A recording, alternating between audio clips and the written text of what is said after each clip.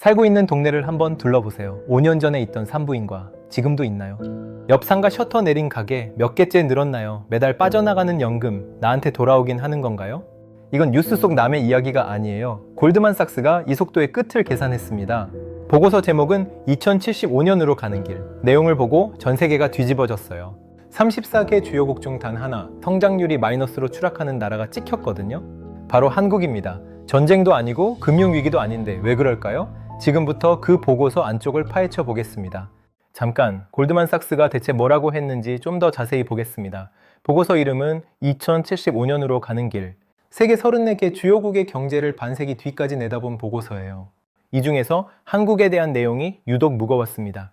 한국의 경제 성장률이 2020년대 2%에서 출발해 2040년대에 1% 아래로 떨어지고 2060년대부터는 마이너스로 전환된다는 거예요. 마이너스. 경제가 커지는 게 아니라 줄어든다는 뜻입니다. 30개 나라를 분석했는데 성장률이 마이너스까지 내려가는 나라는 한국이 유일했어요. 일본도 아니고 이탈리아도 아니고 오직 한국만요. 이 한 줄이 보고서에서 가장 무거운 문장이었습니다. 그 결과가 GDP에 고스란히 나타나요. 보고서 전망에 따르면 2075년 한국의 실질 GDP는 약 3조 4천억 달러 수준에서 정체됩니다. 2030년대에 2조 달러를 찍고 2060년대에 3조 달러대까지 올라가지만 거기서 멈추는 거예요. 더 이상 올라가지 않습니다. 그 사이에 다른 나라들은 계속 커져요. 같은 2075년에 필리핀은 6조 달러가 넘습니다. 지금은 한국 경제의 절반도 안 되는 나라가 한국의 거의 2배 가까이 커지는 거예요. 여기서 짚어야 할 게 있어요. 이건 한국 사람들이 못 살게 된다는 얘기가 아닙니다. 골드만삭스는 2075년 한국의 1인당 GDP를 약 10만 달러로 봤어요. 미국이 13만 달러니까 개인의 삶은 선진국 최상위권이에요. 한 사람 한 사람은 잘 삽니다. 문제는 그 한 사람이 너무 적어진다는 거예요. 한 명이 버는 돈은 세계 최고인데 곱해줄 사람이 사라지면 나라 전체의 크기는 작아질 수밖에 없잖아요. 이게 이 보고서의 핵심 역설입니다. 한국개발연구원의 한 연구위원은 이렇게 말했어요. 인구가 줄어드는 것 자체도 문제지만 줄어드는 속도가 더 큰 문제라고요. 속도. 결국 이 이야기는 속도에 관한 이야기입니다. 사람이 사라지는 속도, 도시가 비어가는 속도, 그리고 그걸 막기 위해 뭔가를 꺼내는 속도. 이 세 가지 속도의 경주예요. 그 속도가 만들어내는 풍경을 한번 그려보겠습니다. 2050년 대한민국의 어느 지방 도시예요. 32층짜리 아파트 단지가 12동쯤 줄지어 서 있습니다. 낮에는 그럭저럭 평범해 보여요. 주차장에 차도 몇 대 있고 경비실에 불도 켜져 있습니다. 그런데 밤이 되면 달라져요. 불이 켜지는 집이 세 집 중 한 집뿐이에요. 나머지 창문은 까맣게 비어 있습니다. 엘리베이터를 타도 아무도 없어요. 문이 열리고 닫히는 소리만 층마다 반복됩니다. 복도에 내 발소리만 울려요. 이 단지 안에 있던 초등학교는 10년 전에 문을 닫았어요. 운동장에는 잡초가 무릎까지 올라왔고 교문 옆 게시판에 색이 바랜 졸업 축하 현수막이 아직 걸려 있습니다. 비가 오면 현수막에서 물이 뚝뚝 떨어져요. 떼어줄 사람이 없으니까요. 단지 앞 상가도 마찬가지입니다. 절반 이상이 셔터를 내린 채 몇 년째 그대로예요. 한때 치킨집이었을 자리, 학원이었을 자리, 부동산이었을 자리, 간판만 남아있고 안은 텅 비어 있습니다. 유일하게 불빛이 새어나오는 곳은 무인 편의점 하나뿐이에요. 이 동네 주민의 평균 나이는 63세, 산부인과는 15년 전에 사라졌습니다. 가장 가까운 분만실까지 차로 1시간 반을 달려야 하는데 그마저도 올해 안에 문을 닫을 수 있다는 얘기가 돌고 있어요. 영화가 아닙니다. 통계청 추계를 따라가면 2050년 한국의 총인구는 4,700만 명이에요. 65세 이상이 전체의 40%를 넘기고 중위연령은 58세가 됩니다. 나라의 한가운데 나이가 지금보다 12년이나 올라가는 거예요. 지금 한국이 46세짜리 나라라면 2050년에는 58세짜리 나라가 되는 겁니다. 같은 2050년, 지구 반대편은 완전히 다른 세상이에요. 나이지리아 라고스. 인구가 서울의 2배가 넘는 이 도시에서는 아침부터 오카다라고 불리는 오토바이 택시가 거리를 가득 메웁니다. 좁은 골목 사이사이에 간판이 빼곡하고 공사 중인 건물이 눈에 들어와요. 어디를 봐도 지어지고 있는 중입니다. 작은 카페에 앉은 26살 청년은 노트북 하나로 핀테크 스타트업을 운영하고 있어요. 이런 청년이 이 도시에만 수만 명이에요.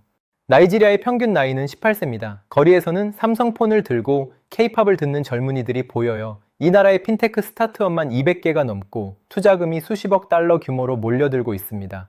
한쪽은 비어가는 도시, 한쪽은 넘쳐나는 도시, 두 개의 풍경을 나란히 놓으면 묘한 기분이 듭니다.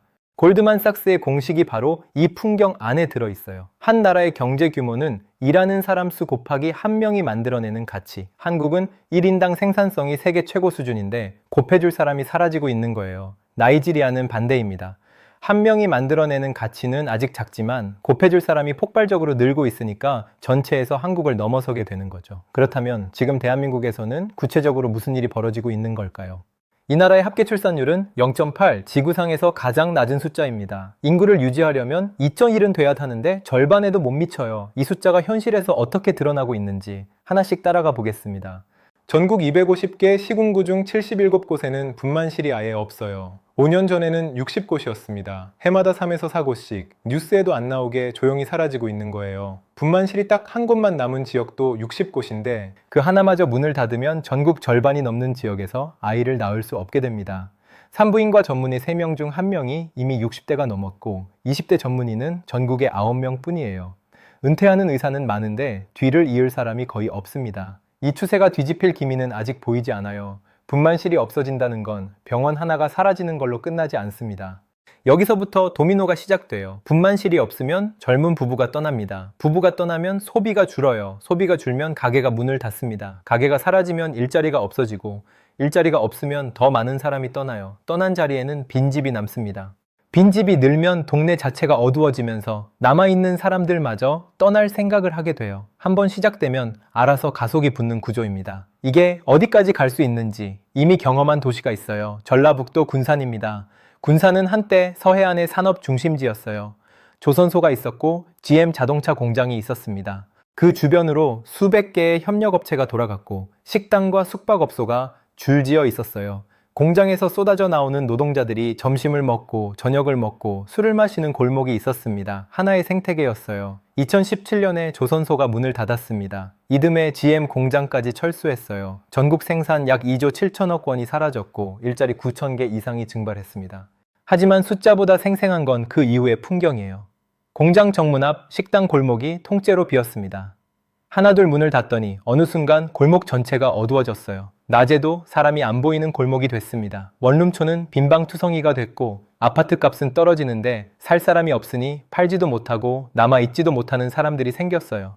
떠나고 싶어도 집을 처분할 수 없는 사람들, 남고 싶어도 일자리가 없는 사람들, 학교는 합반을 했습니다. 그래도 모자라서 폐교됐어요. 8년 사이에 인구 2만 명이 빠져나갔습니다. 군산이 특별한 도시가 아니라는 게 핵심이에요. 잘 나가다가 핵심 산업 하나가 흔들렸을 뿐인데 도시 전체가 이렇게 된 겁니다. 어떤 도시든 이렇게 될 수 있어요. 그리고 지금 이 패턴이 전국에서 조금씩 반복되고 있습니다. 수십조 원을 들여 만든 국가산업단지 중 일부는 입주율이 절반도 안 돼요.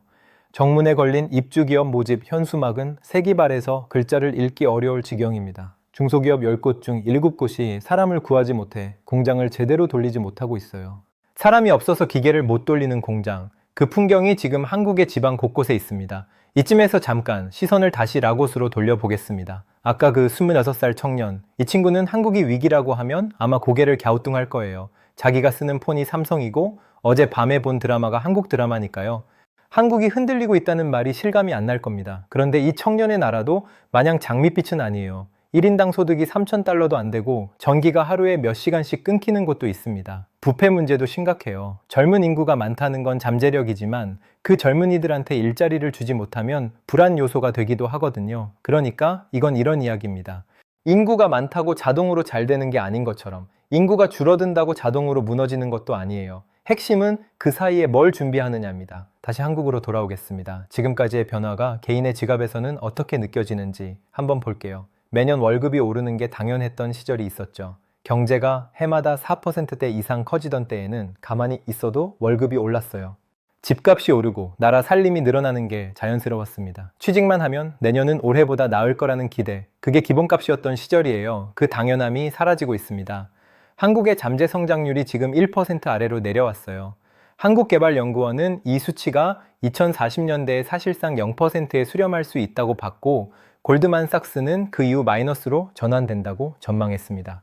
국내외 기관이 방법론은 다르지만 결론은 같은 방향이에요. 성장이 멈추는 세상, 월급이 안 오르고 고용이 안 늘고 나라 살림이 제자리인 세상, 우리가 당연하게 여겼던 것들이 더 이상 당연하지 않게 되는 겁니다.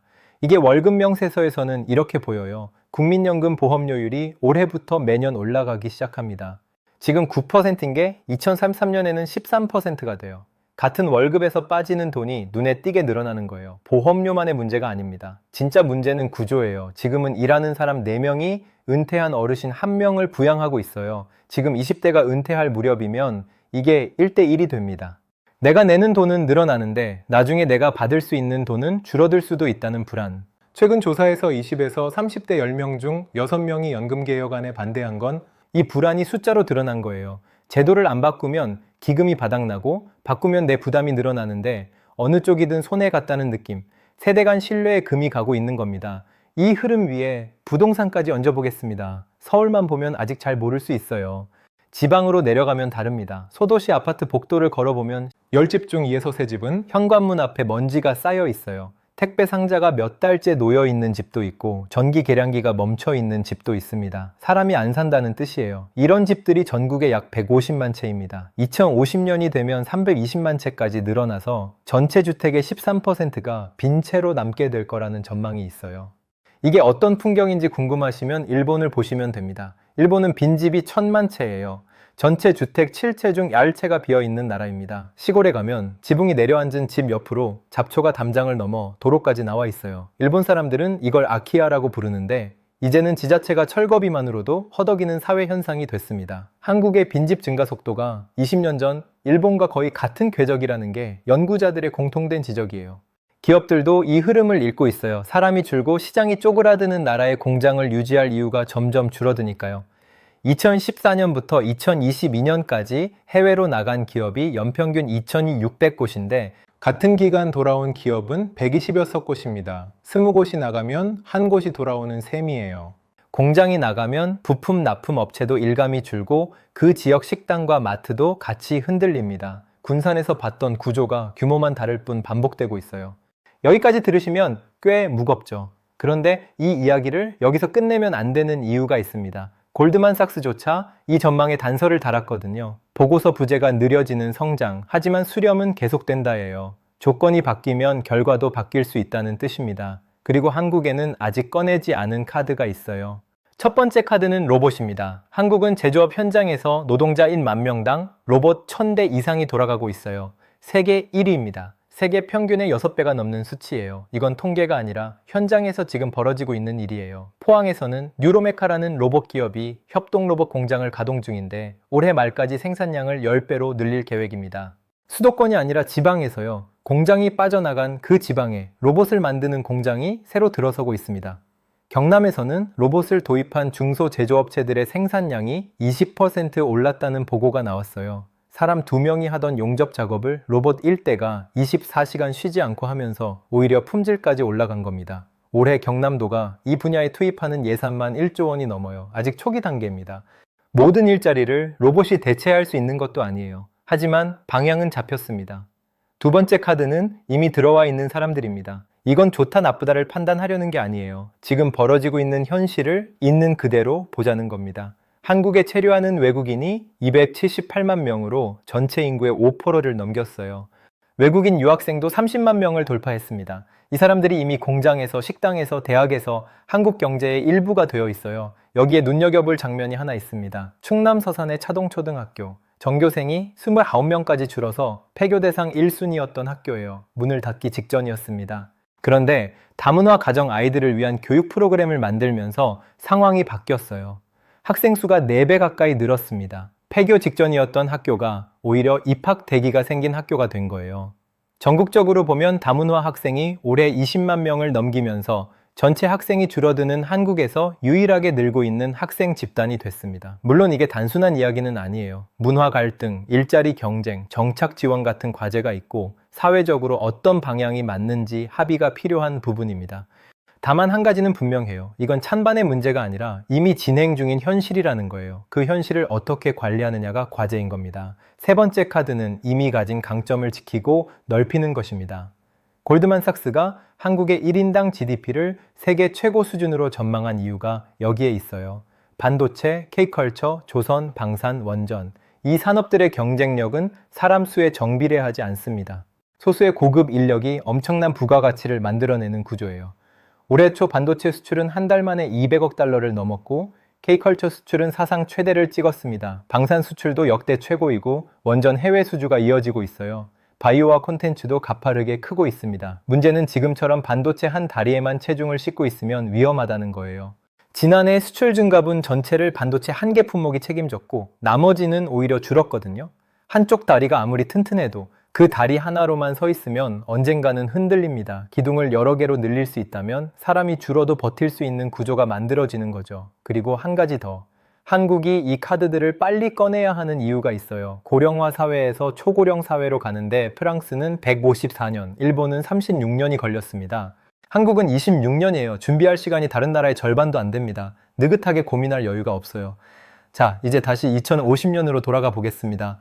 아까 그 아파트 단지 기억나시죠? 32층짜리 12동, 세 집 중 한 집만 불이 켜지고 잡초가 자란 운동장, 셔터가 내려간 상가. 그런데 같은 2050년에 다른 그림도 가능합니다. 텅 빈 공장 자리에 로봇 생산 라인이 돌아가고 빈 교실에서 여러 나라 말이 들리고 빈 아파트에 새로운 가족이 이사 오는 풍경. 같은 시간, 같은 장소인데 어떤 선택을 했느냐에 따라 창문에 켜지는 불의 수가 달라집니다. 골드만삭스는 사형 선고를 내렸습니다. 하지만 선고와 집행 사이에는 시간이 있어요. 카드는 있습니다. 문제는 꺼내는 속도가 무너지는 속도를 이길 수 있느냐는 겁니다. 같은 시각, 라고스의 그 청년은 오늘도 노트북을 열고 있을 거예요. 이 청년에게 한국은 여전히 동경의 대상입니다. 반도체도 만들고 드라마도 만들고 자기가 매일 쓰는 폰도 만드는 나라니까요. 그 동경이 25년 뒤에도 유효할지 그건 지금 만들어지고 있습니다.